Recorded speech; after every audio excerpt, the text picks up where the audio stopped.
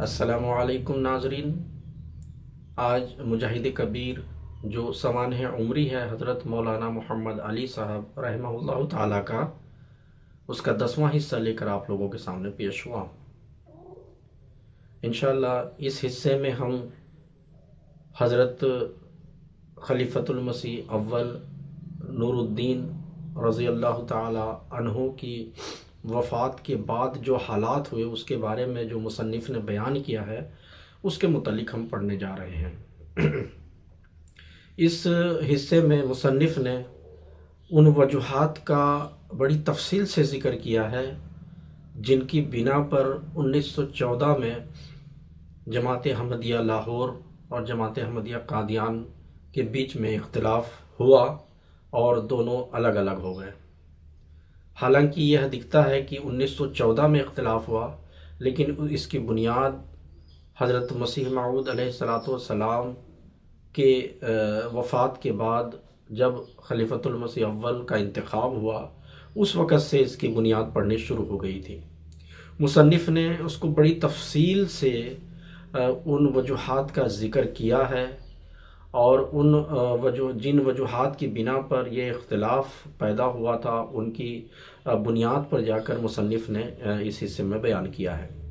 اس حصے میں ہم دونوں فرقوں یعنی کہ دونوں فرقوں کے جو بانی مبانی تھے ان کے خیالات کو پڑھیں گے جو خلیفۃ المسیح اول کے وفات کے بعد قائم ہوئے تھے اور ان سے پہلے قائم ہوئے تھے۔ تو چلیے شروع کرتے ہیں۔ تیسرا حصہ، اختلاف سلسلہ احمدیہ کی حقیقت اور مولانا محمد علی صاحب کی قادیان سے ہجرت۔ حضرت مولانا نور الدین صاحب کے زمانے کے روشن پہلو کا ذکر اوپر آ چکا ہے۔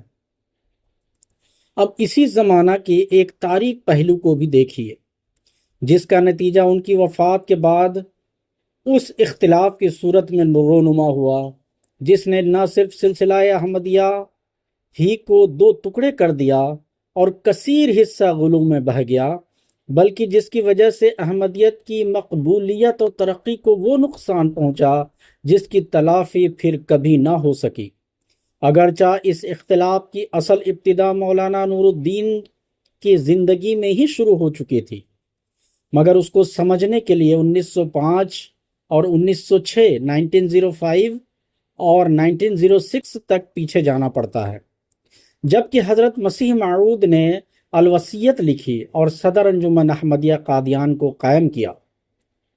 الوصیت اور صدر انجمن احمدیہ کا قیام اور اس کے نتائج، جیسا کہ ذکر آ چکا ہے، حضرت مسیح موعود علیہ السلام نے 1905 میں الوصیت کے ذریعے سے اپنی جماعت کے نظام کو اسلامی جمہوریت کی بنیادوں پر کھڑا کر کے تجدید دین کا یہ عظیم الشان کارنامہ بھی دنیا کے آگے پیش کر دیا۔ پھر اپنی زندگی میں ہی اس نظام کو قائم کر کے برابر سلسلہ کو انہی جمہوریت کے اصولوں پر چلایا، یعنی 1906 میں صدر انجمن احمدیہ کو قائم کر کے اس کے سپرد سب کاروبار کر دیا اور اپنے بعد اس انجمن کے فیصلوں کو قطعی قرار دیا۔ یہ بات میاں محمود احمد صاحب کو اندر ہی اندر ناگوار گزری اور اسی وقت سے ان کے دل میں خاص طور پر مولانا محمد علی صاحب اور خواجہ کمال الدین صاحب کے خلاف بغض اور حسد کے خیالات پیدا ہو گئے، اور ان کے وقت کا بڑا حصہ صدر انجمن احمدیہ کو کالعدم کرنے کی فکر میں گزرا۔ ان لوگوں کے متعلق جن کے سپرد حضرت مسیح موعود نے اموال سلسلہ کی حفاظت کو کیا تھا، میاں صاحب کے دل میں جس قسم کے خیالات بیٹھ گئے تھے ان کا اظہار حضرت مسیح موعود کی زندگی کے آخری حصے میں میاں صاحب کی کسی قدر کشیدگی کی صورت میں نظر آتا تھا۔ حضرت صاحب کے منشا کے مطابق ہر سال سیکرٹری شپ کی ذمہ داری مولوی محمد علی صاحب کو سونپی جاتی تھی۔ مولوی صاحب نے اس بات کو مد نظر رکھتے ہوئے کہ شاید اس طرح اصلاح ہو جائے، 1907 کے آخر میں 3 ماہ کی رخصت لے کر میاں صاحب کو اپنی جگہ سیکرٹری تجویز کیا، اور جب سالانہ انتخاب عہدیداران کا وقت آیا تو چونکہ انتخاب ہمیشہ حضرت مسیح موعود کے استصواب سے کیا جاتا تھا، اس لیے آپ نے حضرت مسیح موعود سے عرض کیا کہ بہتر ہے کہ سال آئندہ کے لیے میاں صاحب کو سیکرٹری بنا دیا جائے، جس کے جواب میں حضرت صاحب نے فرمایا کہ اس کی رائے میں خامی ہے یا کچا پن ہے، اور سیکرٹری کے عہدے کے لیے پھر مولانا محمد علی صاحب کے نام کو ہی تجویز کیا۔ اس کے بعد مولانا نور الدین صاحب کے وقت میں بھی انتخاب ان کے استصواب سے ہی ہوتا رہا اور مولانا محمد علی صاحب کو ہی سیکرٹری مقرر کیا جاتا رہا۔ اس دوران میں یعنی 1906 سے 1913 تک کے عرصہ میں انجمن کی سالانہ آمد و خرچ کا بجٹ 30,000 سے ترقی کر کے قریباً 2 لاکھ پر پہنچ گیا اور قریباً 1.5 لاکھ روپے کی ایک عظیم الشان عمارت تیار ہو گئی۔ حضرت صاحب کی وفات اور مولانا نور الدین صاحب کی بیعت۔ جب حضرت مسیح موعود اپنی وفات سے قریباً 1 ماہ پیشتر قادیان سے لاہور تشریف لے گئے تو اپنی غیر حاضری میں سب کاروبار کا انتظام مولانا محمد علی صاحب کے سپرد کر گئے۔ وفات کے بعد آپ کی نعش مبارک جب قادیان میں پہنچی تو باغ میں خواجہ کمال الدین صاحب نے مولانا سے ذکر کیا کہ یہ تجویز ہوئی ہے کہ حضرت مسیح موعود کے جانشین مولانا نور الدین صاحب ہوں۔ آپ نے فرمایا کہ بالکل صحیح ہے۔ اس کے بعد خواجہ صاحب نے کہا کہ یہ تجویز ہوئی ہے کہ سب احمدی ان کے ہاتھ پر بیعت کریں۔ مولانا محمد علی صاحب نے کہا کہ اس کی کیا ضرورت ہے، جو نئے لوگ سلسلہ میں داخل ہوں انہیں بیعت کی ضرورت ہے اور یہی الوصیت کا منشا ہے۔ خواجہ صاحب نے کہا چونکہ وقت بڑا نازک ہے، ایسا نہ ہو کہ جماعت میں تفرقہ پڑ جائے اور احمدیوں کا مولانا نور الدین صاحب کے ہاتھ پر دوبارہ بیعت کر لینے میں کوئی حرج نہیں۔ تب مولانا محمد علی صاحب نے اسے تسلیم کر لیا، چنانچہ مولانا نور الدین صاحب کے ہاتھ پر بیعت ہوئی۔ فتنہ کی ابتدا اور مولانا نور الدین صاحب کو بدظن کرنے کی کوششیں۔ مولانا نور الدین صاحب اور مولانا محمد علی صاحب کے تعلقات بہت گہری محبت کے تھے، اور مولانا نور الدین صاحب جو کام کرتے تھے وہ کام آپ کے مشورے سے کرتے تھے، اور جو کچھ اعلان وغیرہ کرنا ہوتا تھا وہ آپ کے قلم سے لکھواتے تھے۔ یہ گہرا تعلق لوگوں کے لیے مزید حسد کا باعث ہوا۔ مولانا محمد علی صاحب حضرت مسیح موعود کے خلافت کے صرف جانشینی کے معنوں میں قائل تھے اور آیت استخلاف کو صرف نبی کریم صلی اللہ علیہ وسلم کے متعلق ہی مانتے تھے۔ ان پاک اور گہرے تعلقات کو جو آپ کے اور مولانا نور الدین صاحب کے درمیان تھے، حاسدوں نے اس رنگ میں برباد کرنے کے لیے پورا زور لگایا کہ مولوی نور الدین صاحب کو ہر وقت یہ کہا جائے کہ مولوی محمد علی صاحب آپ کو خلیفہ نہیں مانتے، اور ایک وقت کے لیے یہ لوگ کچھ کامیاب بھی ہو گئے۔ اس سال کی سالانہ رپورٹ میں جلسہ سالانہ پر مولانا محمد علی صاحب نے تیار کی اور 26 دسمبر کو پڑھی۔ حضرت مسیح موعود کی وفات کے ذکر میں انجمن کا ذکر بھی تھا۔ آپ کے بعد نظم و نسق اور انجمن کے سپرد ہوا جو آپ نے خود اپنے ہاتھوں سے قائم کی، اور مولانا نے حضرت صاحب کی وہ تحریر بھی جلسہ میں پڑھ کر سنائی کہ میرے بعد صدر انجمن احمدیہ کا ہر فیصلہ قطعی ہوگا۔ آپ کے بعد خواجہ کمال الدین صاحب نے جو تقریر کی اس میں بھی یہ ذکر تھا۔ حضرت صاحب اب انجمن کو اپنا جانشین کر گئے ہیں۔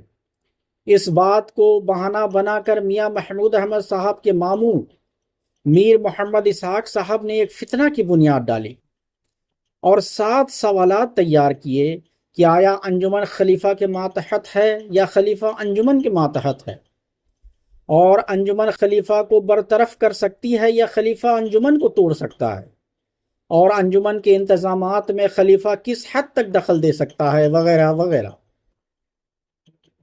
دوسری طرف مولوی نور الدین صاحب کے کان بھرے جانے لگے کہ مولوی محمد علی صاحب اور آپ کے ساتھی ان کو خلافت سے برطرف کرنا چاہتے ہیں۔ مولانا محمد علی صاحب کا جواب جو انہوں نے ان 7 سوالات کا دیا تھا، مولانا نور الدین صاحب نے سائل کو بھیج دیا۔ لیکن اس پر بھی ان لوگوں کو تسلی نہ ہوئی، اور مزید سوالات لکھ کر ان لوگوں نے مولانا نور الدین صاحب کو دیے۔ ان کا جواب جو مولوی محمد علی صاحب نے دیا وہ مکمل آپ کی کتاب حقیقت اختلاف میں درج ہے۔ مختصراً آپ نے اس بات کو دہرایا کہ حضرت صاحب نے انجمن ہی کو اپنا جانشین بنایا ہے، مگر اس وقت مولانا نور الدین صاحب کو سب نے با اتفاق اپنا مطاع مانا ہے، اور ان کے اور انجمن کے درمیان کوئی تنازع نہیں۔ اس لیے یہ سب سوالات فرضی اور پیش از وقت ہیں، اور انجمن کو توڑنے کی ایک کوشش ہے۔ لیکن آپ نے یہ بھی لکھا کہ بہتر ہے ان سوالات کا جواب انجمن دے۔ اس جواب کے پہنچنے پر مولانا نور الدین صاحب نے فرمایا کہ ان سوالات کو جواب کے لیے 40 آدمیوں کے پاس بھیجا جائے اور ان کی رائے سے انہیں اطلاع دی جائے، اور 31 جنوری 1909 کو وہ سب قادیان میں جمع ہوں۔ ان سوالات کے لاہور پہنچنے پر خواجہ کمال الدین صاحب نے احباب لاہور کا ایک جلسہ کر کے، یعنی خواجہ صاحب، ڈاکٹر مرزا یعقوب بیگ صاحب، ڈاکٹر سید محمد حسین شاہ صاحب، شیخ رحمت اللہ صاحب، ان کی متفقہ رائے لکھ کر بھیج دی، جو وہی تھی جو مولانا محمد علی صاحب لکھ چکے تھے، یعنی یہ کہ حضرت صاحب کی اصل اور حقیقی جانشین انجمن ہے۔ انجمن نے با اتفاق مولانا نور الدین صاحب کو اپنا مطاع مانا ہے، یہ اس کا اپنا ذاتی فعل ہے۔ بہرحال مولانا کی ذات پر سب کو اتفاق ہے۔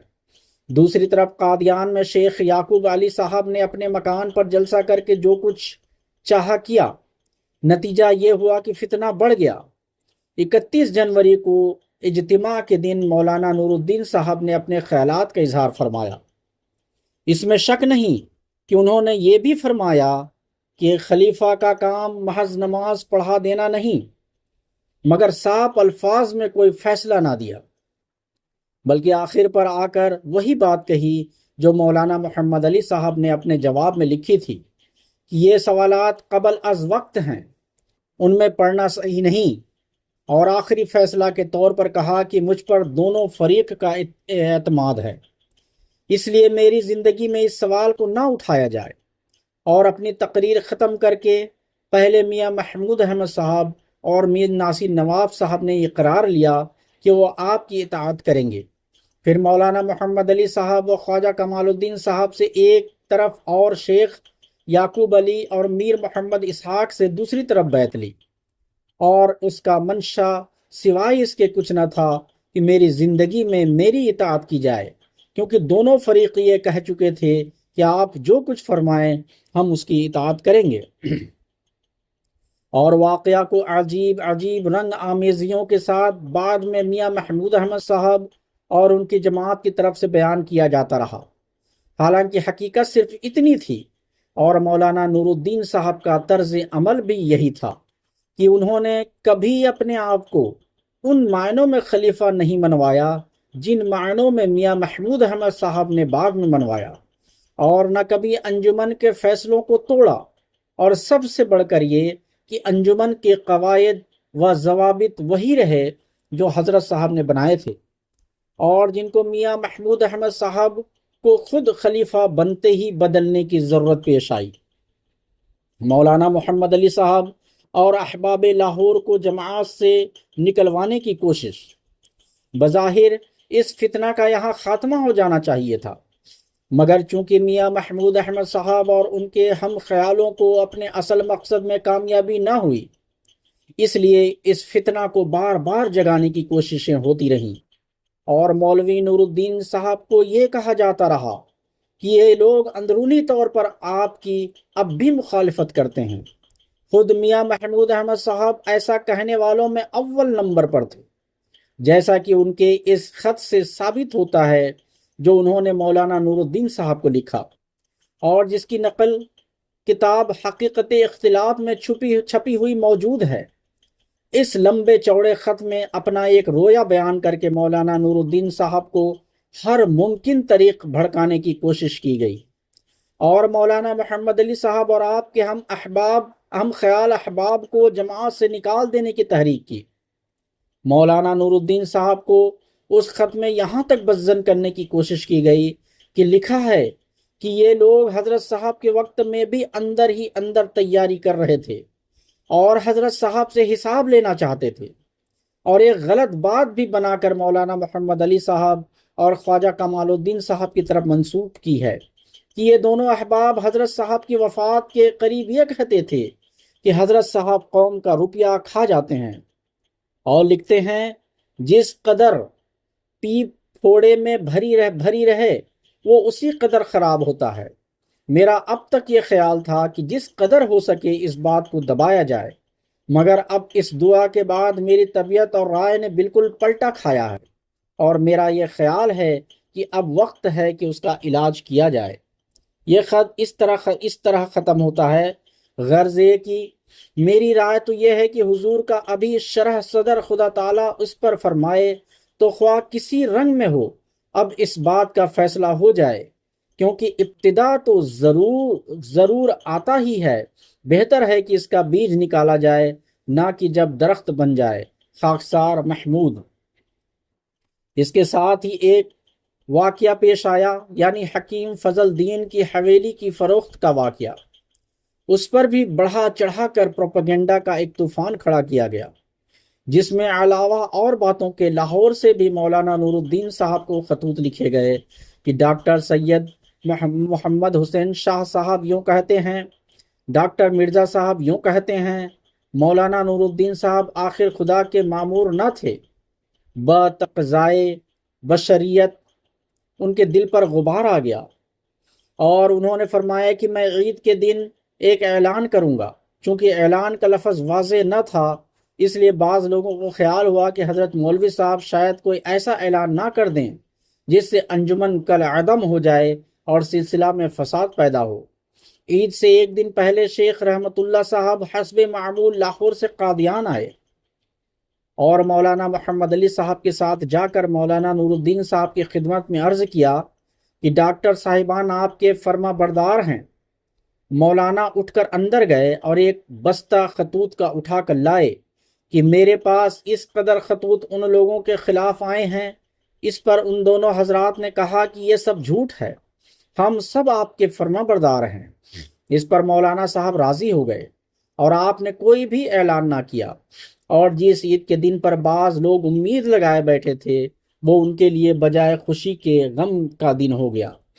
اس کے فوراً بعد ہی ان احباب لاہور کی طرف سے جو تحریر شائع ہوئی وہ حسب ذیل ہے۔ عید الفطر کے مبارک موقع پر ہم حسب معمول قادیان دارالامان میں حاضر ہوئے تو معلوم ہوا کہ حضرت خلیفۃ المسیح کی خدمت میں بعض لوگوں نے ایسے خطوط لکھ کر بھیجے ہیں جن میں یہ ظاہر کیا گیا ہے کہ بعض ممبران مجلس معتمدین صدر انجمن احمدیہ گویا حضرت خلیفۃ المسیح کی مخالفت کرتے ہیں۔ ان خطوط سے ہمیں بہت رنج ہوا، اور حضرت خلیفۃ المسیح کو بھی ہمارے خیال میں ضرور رنج ہوا ہوگا۔ ہم اپنے بھائیوں پر کوئی بدظنی نہیں کرتے، ہم نے ان کے لیے دعا بھی کی ہے کہ وہ ہمارے متعلق حسن ظنی سے، اس کا حکم قرآن و حدیث میں بڑی تاکید سے ہے، کام لیا کریں۔ ہم اپنے دل پھاڑ کر کسی کو نہیں دکھا سکتے، لیکن بذریعہ اعلان حاضہ ہم سب احباب کو یہ یقین دلاتے ہیں کہ ہم نے جو بیعت حضرت خلیفۃ المسیح کی وہ کسی جبر اور اکراہ سے نہیں بلکہ شرح صدر سے کی ہے، اور ہم اس وقت تک اس عہد بیعت پر قائم ہیں اور حضرت خلیفۃ المسیح کی اطاعت کرتے ہیں۔ یہ تو ظاہر ہے کہ اس سلسلہ میں وحدت قہری کوئی نہیں بلکہ وحدت ارادی ہے، اور اسی وحدت ارادی کے ماتحت ہم سب نے حضرت خلیفۃ المسیح کی بیعت کی ہے، اور آئندہ کے متعلق ہم اللہ تعالیٰ سے ہی یہ توفیق طلب کرتے ہیں کہ وہ ہمیں اس عہد پر قائم رکھے، جیسا کہ حضرت نوح نے یہ دعا کی تھی، انی اعوذ بک من اسألک ما لیس لی بہ علم، کیونکہ سب توفیق و طاقت اللہ تعالیٰ کے ہاتھ میں ہی ہے۔ خاکسار مرزا یعقوب بیگ بقلم خود رحمت اللہ بقلم خود، ممبران مجلس معتمدین صدر انجمن احمدیہ قادیان 17 اکتوبر 1909۔ اعلان بالا کے حرف حرف سے میرا اتفاق ہے اور میں حضرت خلیفۃ المسیح کی فرما برداری کو اپنا فخر سمجھتا ہوں۔ خاکسار محمد علی از قادیان، اخبار بدر مورخہ 30 اکتوبر 1909۔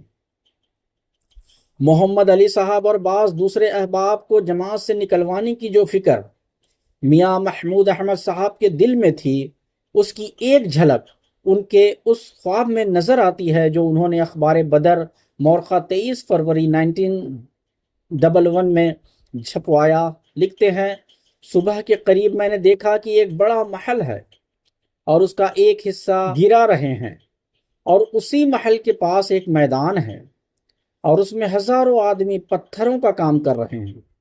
میں نے پوچھا، یہ کیسا مکان ہے اور یہ کون لوگ ہیں اور اس کو کیوں گرا رہے ہیں؟ تو ایک شخص نے جواب دیا کہ یہ جماعت احمدیہ ہے اور اس کا ایک حصہ اس لیے گرا رہے ہیں تاکہ پرانی اینٹیں خارج کی جائیں، اللہ رحم کرے، اور بعض کچی اینٹیں پکی کی جائیں۔ مولانا نور الدین صاحب کو بدزن کرنے کی مزید کوششیں۔ اس طرح کے اور بعض واقعات ہوتے رہے جن میں میاں محمود احمد صاحب کی طرف سے پوری کوششیں جاری رہیں کہ کس طرح مولوی نور الدین صاحب کو مولوی محمد علی صاحب، خواجہ صاحب، ڈاکٹر شاہ صاحب اور ڈاکٹر مرزا صاحب سے زیادہ بدزن کیا جائے۔ ان واقعات کی تفصیلات کتاب حقیقت اختلاف میں درج ہیں۔ چنانچہ نومبر 1913 میں جبکہ میاں صاحب کی انصار اللہ پارٹی مولوی محمد علی صاحب اور خواجہ کمال الدین صاحب کی طرف بعض باتیں منسوب کر کے پروپیگنڈا کر رہی تھی، تو اس پر مولانا محمد علی صاحب نے مولانا نور الدین صاحب کی خدمت میں لکھ کر احتجاج کیا۔ ان کے خط میں سے اقتباسات درج ذیل ہیں جن سے اس وقت کے ماحول کا پتہ چلتا ہے۔ حضور نے کل فرمایا تھا کہ لوگ تمہارا اور خواجہ صاحب کا نام لیتے ہیں، مگر یہ ارشاد نہیں فرمایا کہ کس امر کے متعلق۔ اگر حضور کو یہ اطلاع پہنچائی گئی ہے کہ ہم دونوں حضور کی اطاعت نہیں کرتے، یا ہم دونوں میں سے کسی کا تعلق کسی قسم کا اس گمنام ٹریکٹ لکھوانے سے ہے، یا ہم دونوں میں سے کوئی ایک دعوے دار خلافت بنتا ہے، تو اپنی نسبت پورے یقین کے ساتھ اور خواجہ صاحب کی نسبت اس گمان غالب کے ساتھ جو سال ہا سال کے بے تکلف دوستانہ تعلقات سے یقین کے قائم مقام ہو جاتا ہے، میں اللہ تعالیٰ کی قسم کھا کر کہتا ہوں کہ یہ تینوں باتیں بالکل جھوٹ ہیں۔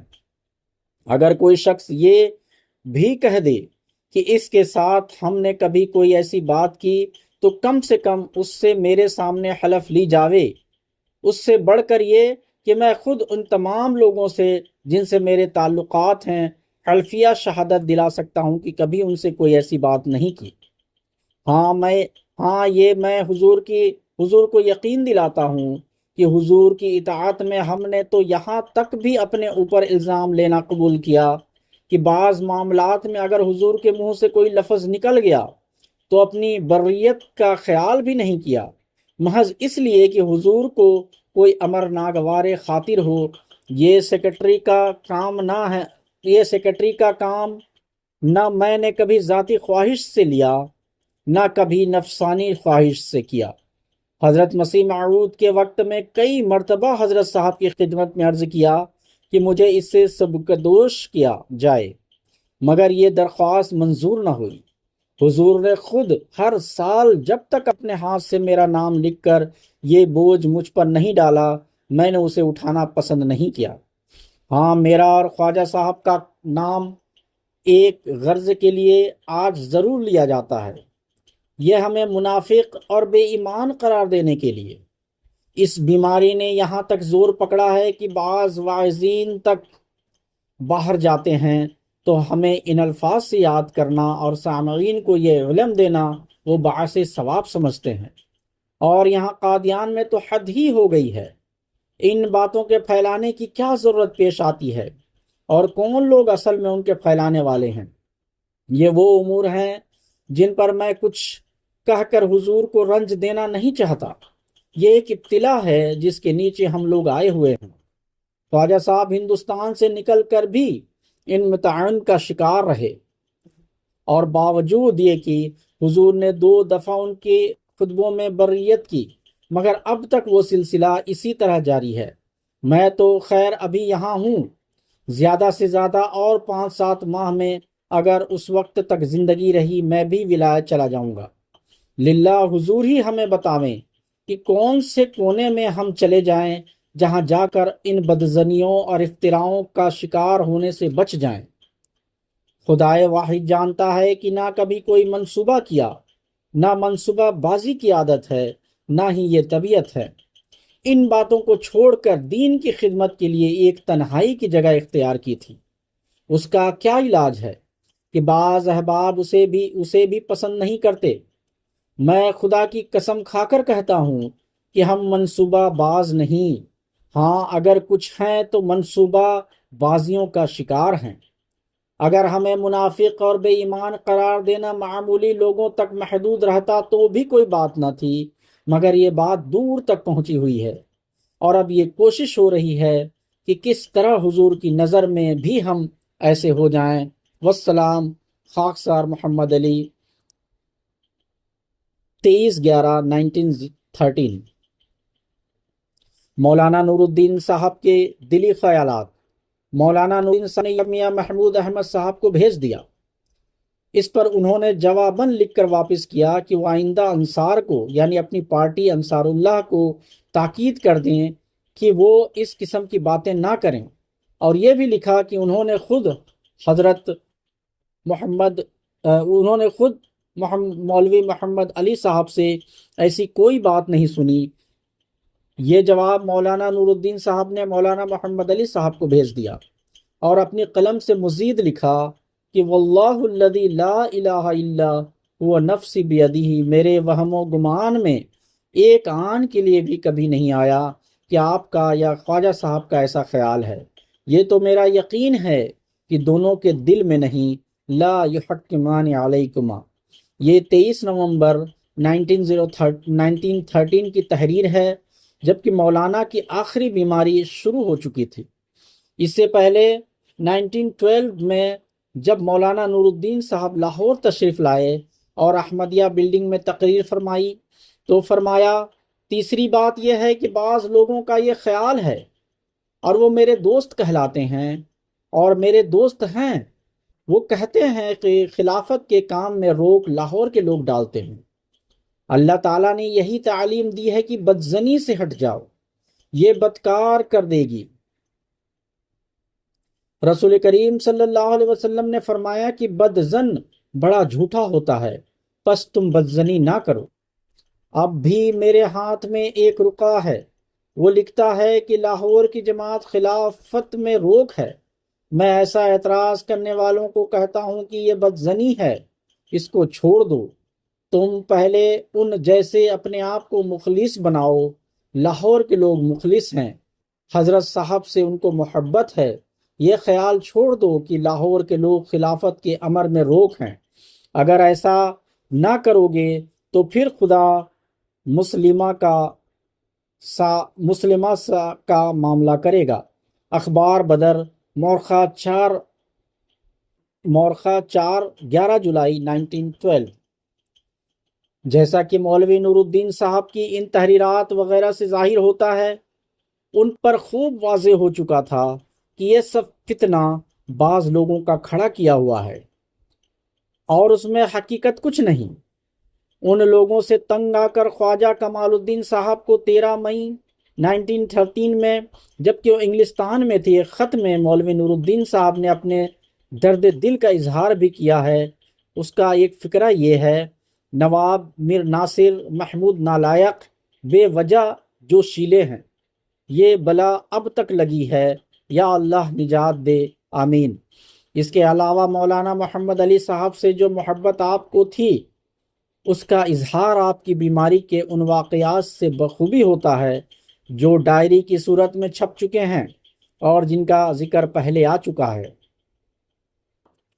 افتراق اور بدگمانیوں پر مولانا محمد علی صاحب کا اعلان۔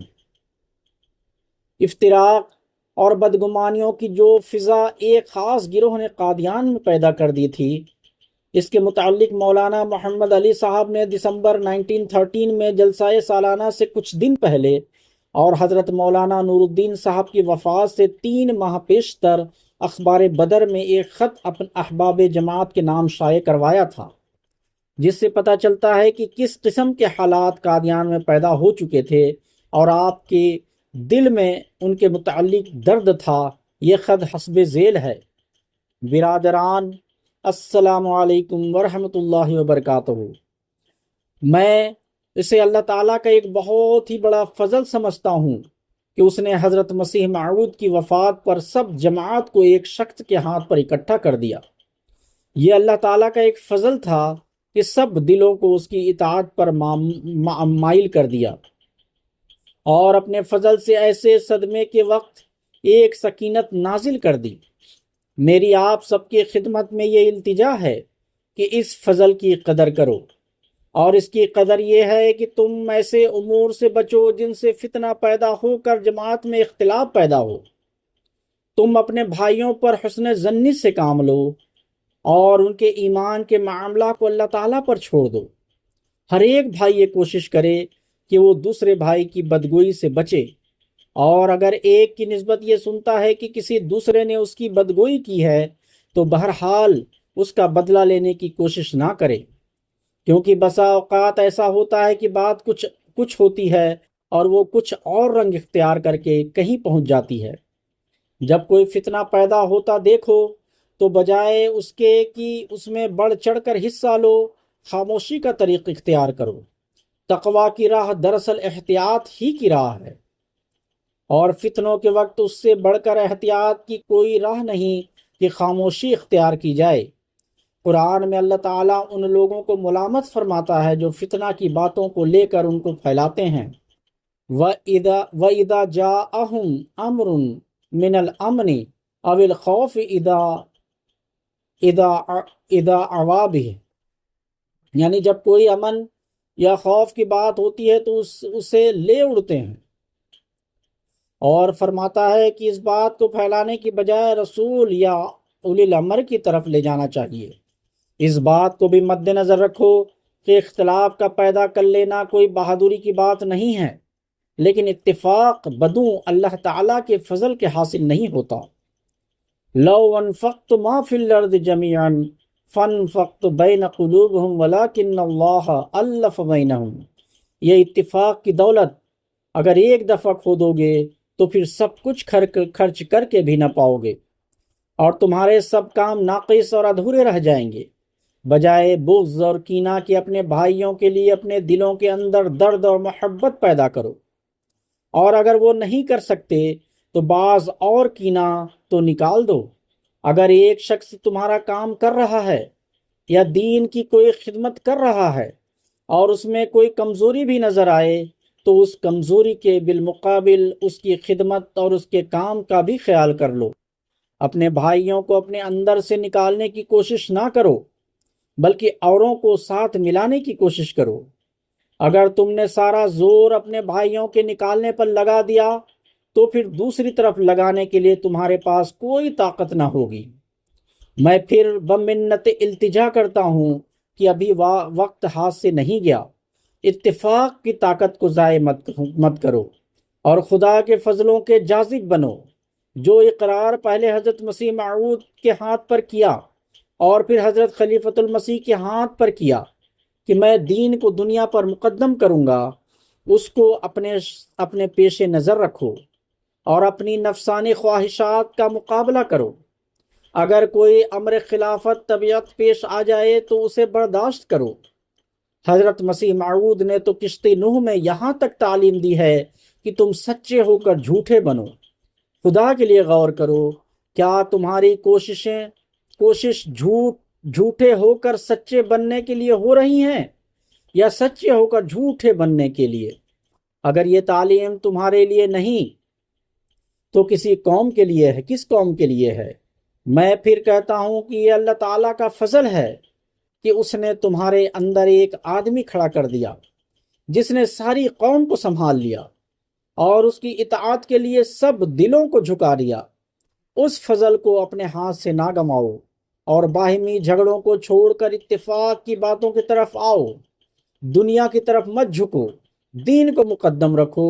تمہارے دنیا میں قائم کیے جانے کی غرض دین کی اشاعت اور دین کی قوت ہے۔ اگر تم دین کی طاقت کو گنوانے کے پیچھے پڑ جاؤ گے تو اللہ تعالیٰ کس طرح تمہاری نصرت کرے گا؟